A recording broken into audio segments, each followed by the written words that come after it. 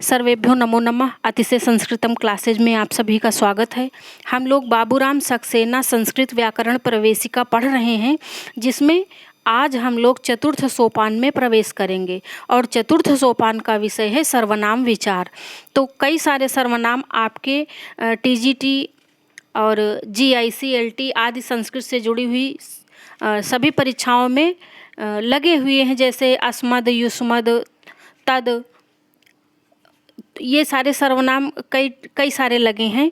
तो हम लोग जो सर्वनाम लगे हैं सिलेबस में हैं उनको तो विधिवत उनका रूप याद करना है तीनों लिंगों में, और जो नहीं भी लगे हैं उनका आपको उनकी सामान्य जानकारी होनी चाहिए, क्योंकि उनसे भी प्रश्न पूछे गए हैं। जैसे कई सारे वाक्य दिए रहते हैं सर्वनाम से संबंधित, विशेषण से संबंधित। जैसे कति है, तो कति से कई बार वाक्य बनाकर पूछा गया कि कौन सा वाक्य सही है, और या फिर पूछ लिया कति शब्द के रूप किस लिंग में किस वचन में चलते हैं, इस तरह पूछा। जबकि कति तो आपके सिलेबस में नहीं है टीजीटी में, लेकिन पूछा है, इसलिए हमें सामान्य जानकारी तो सभी की होनी चाहिए।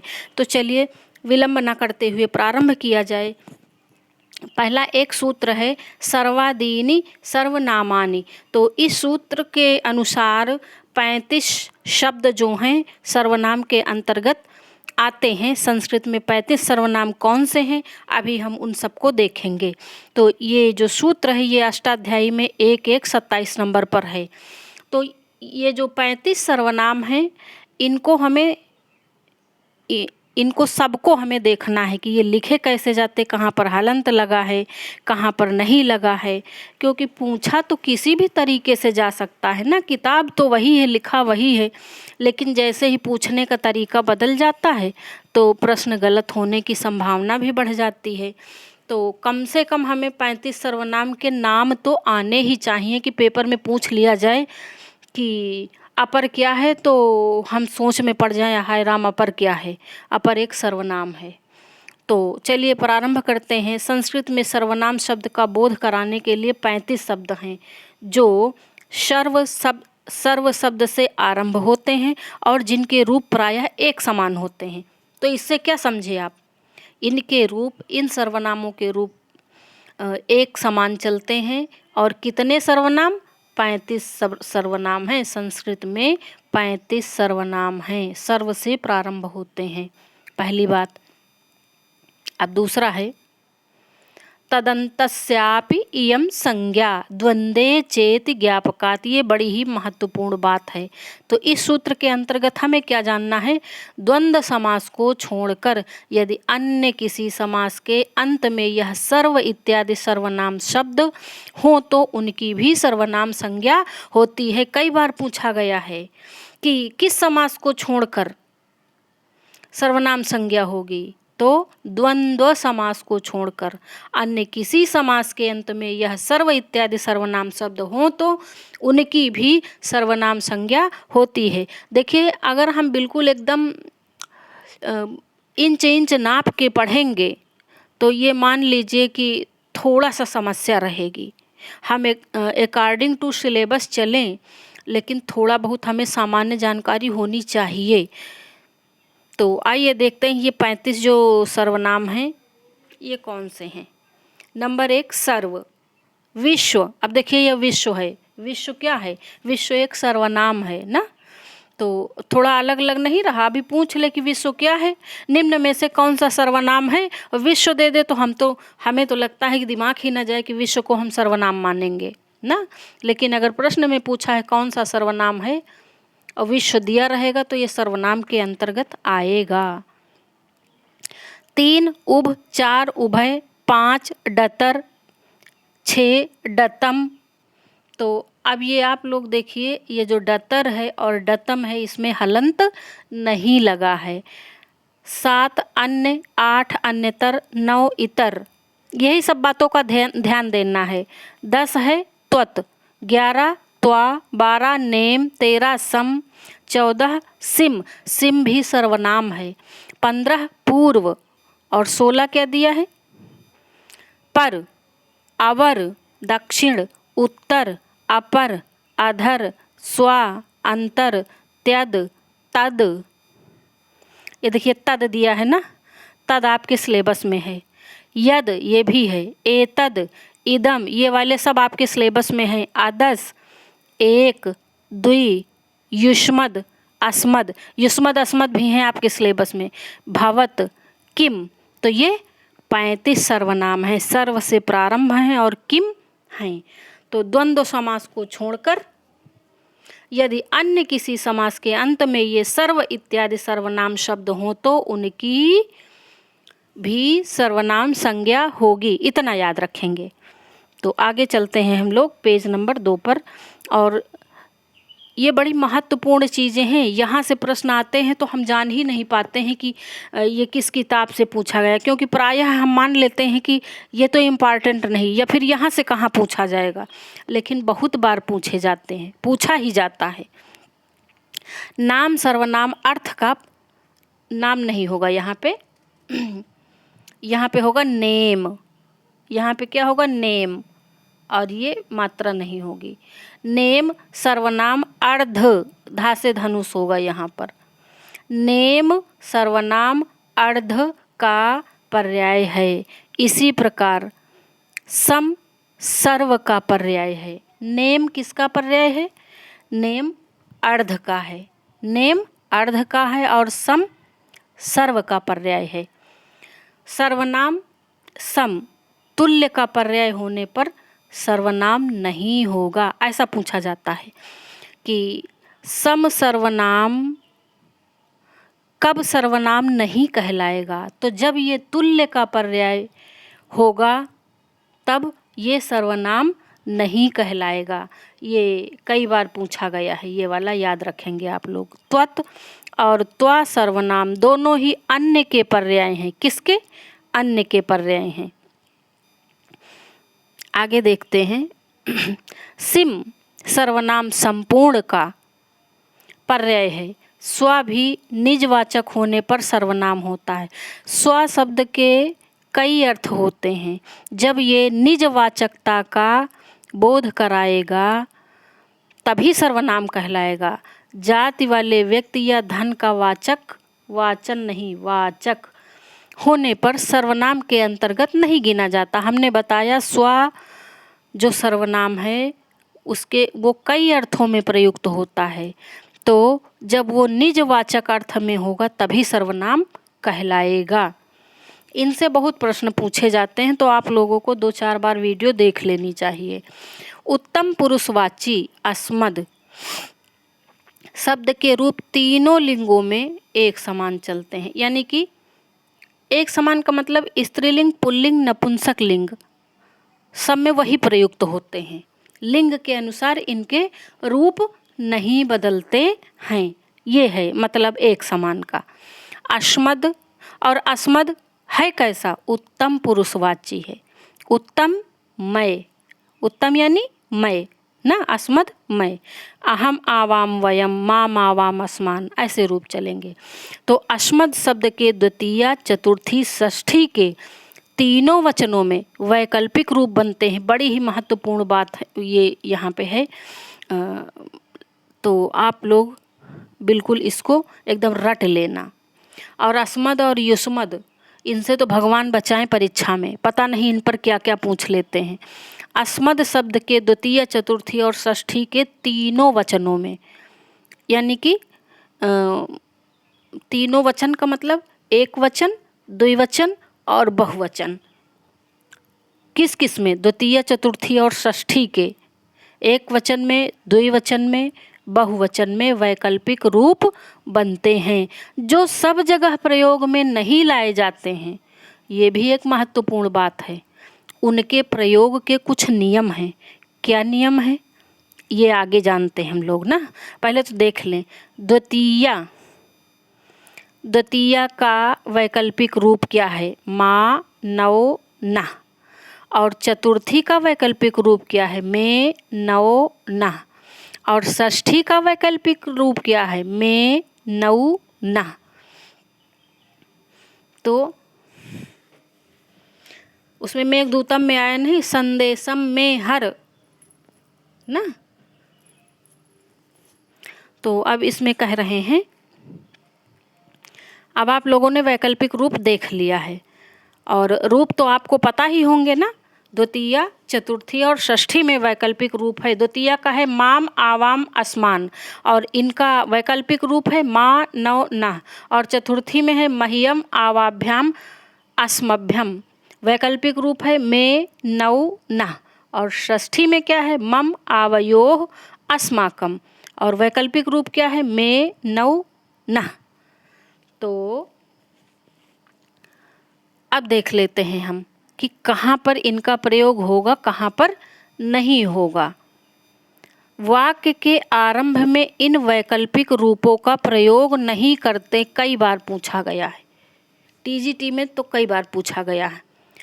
पद्य चरण के आदि में वैकल्पिक रूपों का प्रयोग नहीं करते हैं। पद्य चरण यानी कि जो श्लोक होता है उसमें तो प्रारंभ में नहीं करते हैं इन वैकल्पिक रूपों का प्रयोग। चा, वा, हा, आह, एव इन अव्ययों के साथ तथा संबोधन शब्द के ठीक अनंतर यानी ठीक बाद में वैकल्पिक रूपों का प्रयोग वर्जित है। वर्जित का मतलब व्याकरणिक नियमों के विरुद्ध है। तो ऐसा ये याद रखना, ये तीनों पॉइंट बहुत इम्पॉर्टेंट हैं, कई बार पूछे गए हैं। पेज नंबर 3 पर हम लोग चलते हैं। किंतु यदि संबोधन पद का विशेषण भी संबोधन के रूप में प्रयुक्त हो तो इनका प्रयोग होता है। कब होगा? यदि संबोधन पद का विशेषण भी संबोधन के रूप में प्रयोग किया हो किसी उसमें वाक्य में, तो प्रयोग किया जा सकता है। फिर अब ये देखिए दूसरा, अगले प्रश्न पे, अगले उस पे चलते हैं। उत्तम पुरुषवाची अस्मद, अभी हम लोग क्या पढ़ रहे थे? उत्तम पुरुषवाची सर्वनाम ही तो पढ़ रहे थे। तो उत्तम पुरुषवाची अस्मद शब्द के रूप लिंग के अनुसार नहीं बदलते, ये बात हम पहले भी बता चुके ना। यानी कि वक्ता चाहे पुरुष हो या स्त्री हो अपने लिए अहम का ही प्रयोग करेगा, ऐसा सभी विभक्तियों में समझना चाहिए। फिर अगला पॉइंट है, इसी प्रकार मध्यम पुरुषवाची युष्मद, मध्यम तुम ना, तुम के लिए मध्यम पुरुषवाची युष्मद का प्रयोग करते हैं। तुम, युवाम, यूयम मध्यम पुरुषवाची है।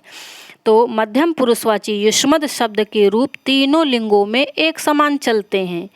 सामने वाला चाहे पुरुष हो या स्त्री हो तुम का ही प्रयोग होगा। युष्मद तुम के भी द्वितीया, चतुर्थी और षष्ठी के तीनों वचनों में वैकल्पिक रूप होते हैं। यानी जो अस्मद में जो जो क्रियाएं हुई हैं, जो जो नियम है वही युष्मद के भी हैं। अस्मद में भी द्वितीया, चतुर्थी और षष्ठी सम संख्याओं में है, सम विभक्तियों में। द्वितीया, चतुर्थी, षष्ठी के तीनों वचनों में एक वचन, द्विवचन, बहुवचन में वैकल्पिक रूप हैं। इसी तरह युष्मद के भी द्वितीय, चतुर्थी और षष्ठी के तीनों वचनों में वैकल्पिक रूप हैं। तो द्वितीय का वैकल्पिक रूप है त्वाम, वाम, वह। चतुर्थी का है ते, वाम, वह। और षष्ठी का रूप है ते, वाम, वह ना। तो इनको याद रखना, वैकल्पिक रूप ही पूछे जाते हैं और इनके प्रयोग के वही नियम है जो हमने अस्मद के प्रयोग के बताए हैं। क्या बताए हैं? कि ये वाक्य के आरंभ में नहीं प्रयुक्त होंगे, पद्य के चरण के आदि में नहीं प्रयुक्त होंगे, और चा, वा, हा, आह, एव इन अव्ययों के साथ नहीं प्रयुक्त होंगे। संबोधन शब्द के ठीक बाद नहीं प्रयुक्त होंगे। इसको दोनों में आपको समझना चाहिए। तो वैकल्पिक रूप प्रयोग का जो नियम उत्तम पुरुषवाची अस्मद का है वही नियम मध्यम पुरुषवाची युष्मद का भी समझना चाहिए। यही बात हम अभी बता चुके हैं। अगला है युष्मद और अस्मद की षष्ठी के एक वचन में तव और मम आदेश हो जाता है। षष्ठी के एक वचन में तव और मम आदेश हो जाता है, यानी कि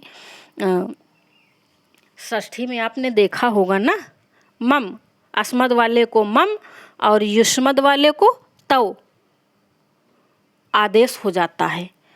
और इसके बाद हम लोग चलते हैं पेज नंबर 4 पे। तो वीडियो कैसी लगी हमें बताएं अवश्य। भवत शब्द का अर्थ आप है। भवत शब्द का क्या है अर्थ? आप। भवत सर्वनाम के रूप तीनों लिंगों में और तीनों वचनों में चलते हैं।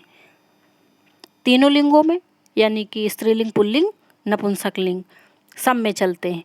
और यह अन्य पुरुषवाची है। कई बार पूछा गया भवत जो सर्वनाम है ये किस पुरुषवाची है, किस पुरुष में प्रयुक्त होता है? तो अन्य पुरुषवाची यानी प्रथम पुरुष का है सर्वनाम ये। तो यानी इसका प्रयोग प्रथम पुरुष में होता है। जैसे भवान आगच्छतु, जो भी वाक्य दिए हैं किसी बात को समझाने के लिए बाबूराम सक्सेना में, चाहे वो अंडरलाइन के नीचे दिए हों, किसी प्रसंगवश दिए हों, तो आप लोग वाक्य ज़रूर पढ़ लेना। ये वाक्य कभी कभी हूबहू उठा के पूछ लिए जाते हैं। यह शब्द के लिए संस्कृत में 2 शब्द हैं, इदम एतद। तो इदम का रूप है, मुझे लगता है एतद का नहीं है। इसी प्रकार वह के लिए भी तद और अदस, आदस नहीं होगा, अदस होगा। यानी कि इदम एतद किसके लिए है? यह के लिए।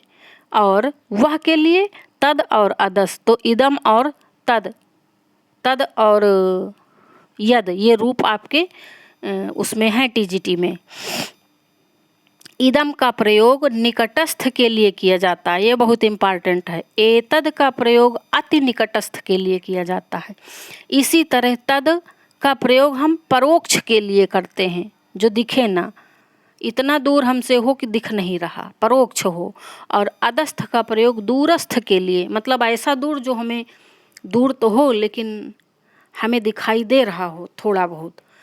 तो इसके लिए हम ये श्लोक अगर पढ़ लें तो ये स्थायी हो जाएगा ना। कभी कभी पूछ लेते हैं, अगर श्लोक ही दे देंगे तो कि थोड़ा थोड़ा इसका पद्य दे देंगे, एक चरण दे देंगे या 2 दे देंगे या चारों अलग अलग करके दे देंगे और पूछ लेंगे कौन सा सही है। तो अगर आप पढ़े रहेंगे तो सही पहचानने में आपको समस्या नहीं होगी। इदमस्तु सन्निकृष्टम समीपतरवर्ति चैतदो रूपम अदसस्तु विप्रकृष्टम तदिति परोक्षे विजानीयात। इससे आप ये दूर, निकट, पास और बहुत पास ये पहचानने में आपको आसानी रहेगी। आगे चलते हैं।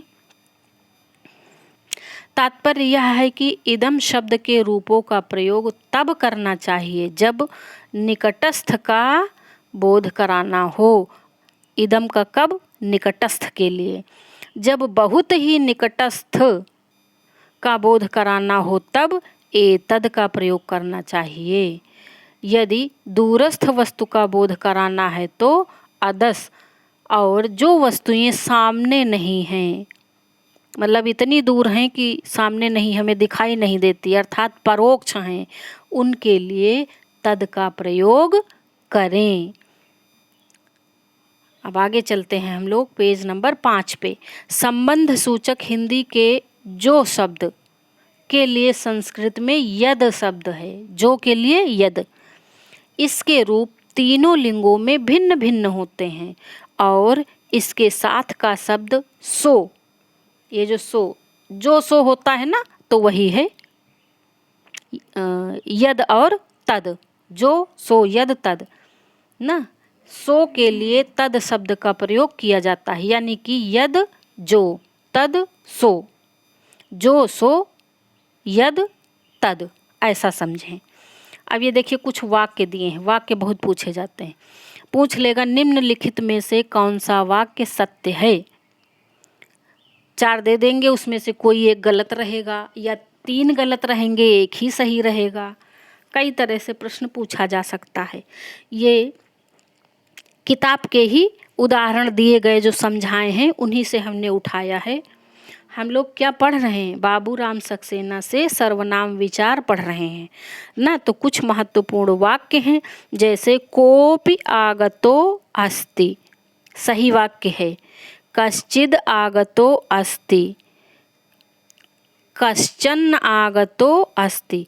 इन तीनों वाक्यों का अर्थ क्या है? कोई आया है। अब पूछ लिया जाए कोई आया है की संस्कृत क्या होगी, और ये तीनों वाक्य दे दिए जाएं तो आप कंफ्यूज हो जाओगे ना।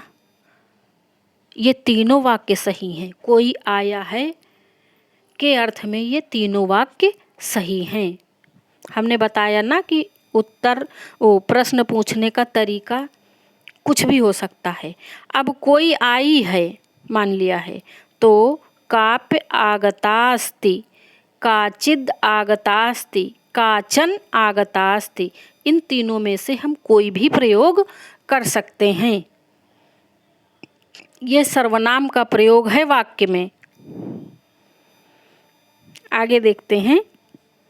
निजवाचक सर्वनाम अपने आप, अपने को आदि का अर्थ बोध कराने के लिए, ये अपने आप और अपने को निजवाचक सर्वनाम है। आदि का अर्थ बोध कराने के लिए संस्कृत में 3 शब्दों का प्रयोग किया जाता है। नंबर 1 आत्मन, नंबर 2 स्वा, नंबर 3 स्वयं। तो अपने आप और अपने को स्वयं का बोध कराने के लिए कितने शब्द हैं? आत्मन, स्वा और स्वयं। ऐसा पूछ सकता है कि निजवाचक सर्वनाम के लिए कितने शब्दों का प्रयोग किया जाता है? निजवाचक आत्मन शब्द के रूप केवल पुल्लिंग में के एक वचन में चलते हैं और सभी लिंगों और वचनों में निजवाचकता का अर्थ देते हैं। ये बड़ी इम्पॉर्टेंट बात है। ये जो आत्मन प्रयुक्त हुआ है ना, ये आत्मा वाला आत्मन नहीं है कि आप लोग आत्मा, आत्मानो, आत्माना, आत्मानम ऐसा कर दें। क्यों? क्योंकि ये सर्वनाम है और इसके रूप पुल्लिंग के केवल एक वचन में चलते हैं और सभी लिंगों और वचनों में निजवाचकता का अर्थ देते हैं। बड़ी इम्पॉर्टेंट बात है, इसे ध्यान देंगे। फिर है स्वसर्वनाम शब्द के 4 अर्थ होते हैं। पहले आया है ना, हमने बताया था ना कई अर्थ हैं। तो कितने अर्थ हैं? स्वसर्वनाम के, ये भी आया हुआ प्रश्न है। स्वसर्वनाम शब्द के 4 अर्थ होते हैं।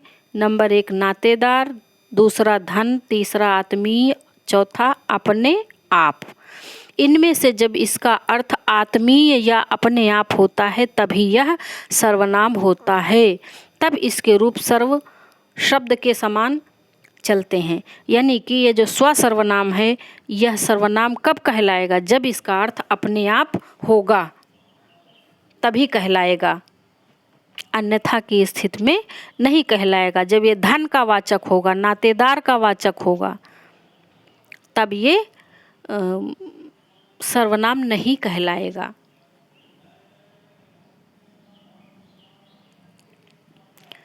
अब आइए चलते हैं हम लोग पेज नंबर 6 पे। लगभग ये यहाँ पे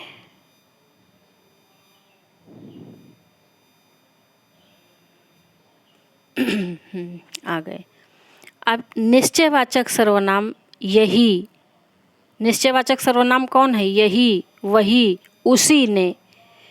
कहा निश्चयात्मक अर्थ बतलाने के लिए सर्वनाम के रूप के साथ एवं शब्द जोड़कर संस्कृत में निश्चय का बोध कराते हैं। परस्परवाची सर्वनाम संस्कृत में 3 होते हैं: परस्पर, अन्योन्य और इतरेतर। स्वयं शब्द एक अव्यय है। स्वयं शब्द क्या है? अव्यय है। यह सब लिंगों और सब वचनों में ऐसा ही प्रयोग में आता है। कुछ वाक्य परस्परं विवादं कृतवान् अन्योन्येन मिलितम् इतरेतरस्य सौभाग्यम दूषयति। तो ये वाक्य हैं, ये भी कभी कभार रख दिए जाते हैं। तो वाक्य तो हमेशा पढ़ो, चाहे कारक प्रकरण में हो और चाहे सर्वनाम विचार में हो, चाहे संज्ञा विचार में हो, चाहे विशेषण विचार में हो। जो भी उदाहरण के रूप में वाक्य दिए हों, मेरे अनुसार उन्हें पढ़ लेना चाहिए, कई बार पूछे गए हैं। और इसके बाद समझ लीजिए कि ये सर्वनाम विचार समाप्त होता है। चतुर्थ सोपान बाबूराम सक्सेना संस्कृत व्याकरण प्रवेशिका का चतुर्थ सोपान सर्वनाम विचार समाप्त होता है। तो हम अगले दिन नई वीडियो के साथ मिलेंगे। और आज की वीडियो कैसी लगी हमें कमेंट करके अवश्य बताएं। धन्यवाद।